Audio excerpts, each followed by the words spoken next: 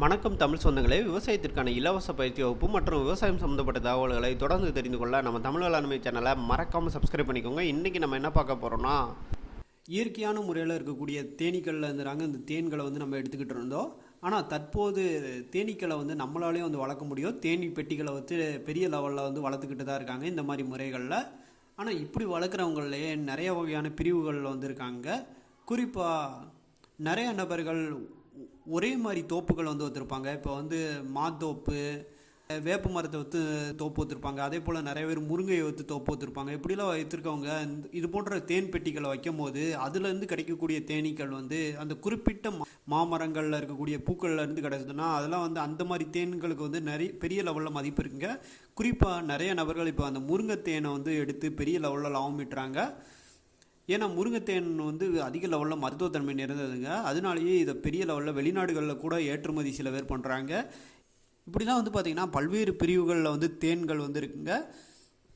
இல்லை என்கிட்ட ஒரே வகையான தோப்புகள் இல்லை, நிறைய வகையான தாவரங்களை வளர்த்துக்கிட்டு இருக்கோம். இல்லை எங்கள் ஏரியாவை சுற்றி பார்த்திங்கன்னா நிறையா வகையான தாவரங்கள் இருக்குது. அந்த மாதிரி இடத்துல தேன் பெட்டி வைக்கலாமான்னு கேட்டிங்கன்னா நீங்கள் வைக்கலாம்.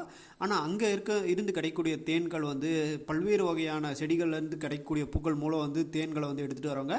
அதோட மதிப்போட அந்த குறிப்பிட்ட பிரிவில் இருக்கக்கூடிய தேனுக்கு பெரிய லெவலில் மதிப்பு இருக்குது. அதே போல் நிறைய இடங்களில் பெரிய லெவலில் மானியங்கள் கூட கொடுக்குறாங்க இந்த தேனீ வளர்ப்புக்கு. ஏன்னா மகரந்த சேர்க்கை மூலம் தாவர வளர்ச்சியும் அதிகமாக இருக்கும். இதெல்லாம் புரிஞ்சுக்கிட்டு இப்போ நிறைய பேர் இந்த தேனீ வளர்ப்பு ஈடுபட ஆரம்பிச்சிட்டாங்க. இப்படிப்பட்ட ஈடுபடுறவங்களுக்கு முறையான பயிற்சிகள்ங்கிறது நம்பவும் முக்கியங்க. அப்படிப்பட்ட பயிற்சிகள் நீங்கள் தெரிஞ்சுக்கணும்னா நிச்சயமாக இந்த காணொலி நம்பவும் பயனுள்ளதாக இருக்குங்க. ஏன்னா இந்த பயிற்சி வகுப்புக்கு ஒரு வங்கியே நடத்துகிறாங்க. இப்படி வங்கிகளே நடத்தும் போது நிறையா வகையான சப்சிடியிலேருந்து, அதாவது மானியங்கள்லேருந்து லோன் வரைக்கும் நிறையா வகையான தகவல்கள் இவங்க மூலம் நீங்கள் பெற்றுக்கலாம். அது மட்டும் இல்லாமல் அனுபவ ரீதியான ஆட்களை நடத்துகிறாங்க. அதனால் இது போன்ற வாய்ப்புகளை தவற விடாதீங்க. தேனீ வளர்ப்பு இலவச பயிற்சி வகுப்பு நடைபெறும் இடம் பஞ்சாப் நேஷனல் வங்கி, உழவர் பயிற்சி மையம், பிள்ளையார்பட்டி, சிவகங்கை மாவட்டம்.